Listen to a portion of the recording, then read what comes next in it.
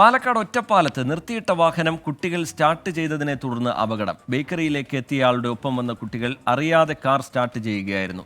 എതിർഭാഗത്തുള്ള കടയുടെ മതിലിൽ കാർ ഇടിച്ചു. നിഖിൽ പ്രമേഷ് വിവരങ്ങളുമായി ചേരുന്നുണ്ട്. നിഖിൽ, ചെറിയൊരു അശ്രദ്ധയാണ്, പക്ഷേ അതൊരു വലിയ അപകടം ഉണ്ടാക്കാവുന്ന നിലയിലേക്ക് കാര്യങ്ങൾ പോകുമായിരുന്നു. എന്താണ് സംഭവിച്ചത് നിഖിൽ? ഇന്നലെയാണ് ഒറ്റപ്പാലത്ത് ഈ സംഭവം നടക്കുന്നത്. ഈസ്റ്റ് ഒറ്റപ്പാലത്ത് ഈ സംഭവം നടക്കുന്നത്. അവിടുത്തെ കൃഷ്ണ എന്ന ബേക്കറിയിലേക്ക് സാധനങ്ങൾ വാങ്ങിക്കാൻ വേണ്ടി എത്തിയാൽ കാറിൽ നിന്ന് പുറത്തേക്ക് ഇറങ്ങുന്നു. ആ സമയത്ത് കുട്ടികൾ കാറിലുണ്ട്.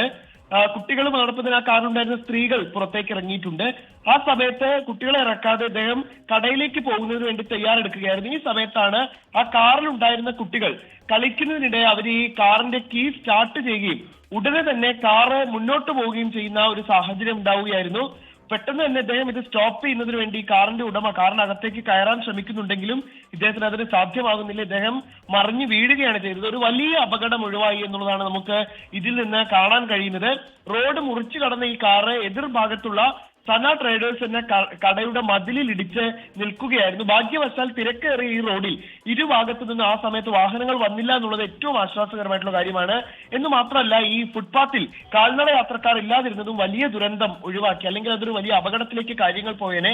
ഈ വാഹനത്തിനകത്ത് ആളുകൾ ഉണ്ടായിരുന്നു എന്ന് മാത്രമല്ല, കുട്ടികളാണ്. അവരുടെ അതിലുണ്ടായിരുന്ന സ്ത്രീകളൊക്കെ പുറത്തു നിൽക്കുകയാണ്. നമുക്ക് ദൃശ്യങ്ങളിൽ തന്നെ കാണാൻ കഴിയും. ഈ കാർ മുന്നോട്ട് പോയ ഉടനെ തന്നെ അതിലേക്ക് ചാടി കയറാൻ വേണ്ടി ഈ പിതാവ് ശ്രമം നടത്തുന്നുണ്ടെങ്കിലും അത് സാധ്യമായില്ല. തൊട്ടപ്പുറത്തേക്ക് റോഡ് ക്രോസ് ചെയ്ത് അവിടെ ഒരു വ്യാപാര സ്ഥാപനത്തിന്റെ മതിലിൽ ഇടിച്ചാണ് ഈ കാർ നിന്നത്. എന്തായാലും ഒരു വലിയ അപകടം ഒഴിവായി എന്നുള്ളതാണ് ആശ്വാസകരമായിട്ടുള്ള കാര്യം. ശരി, നിഖിൽ പ്രമേഷ് വിവരങ്ങൾ നൽകുകയായിരുന്നു പാലക്കാട്ട് നിന്ന്.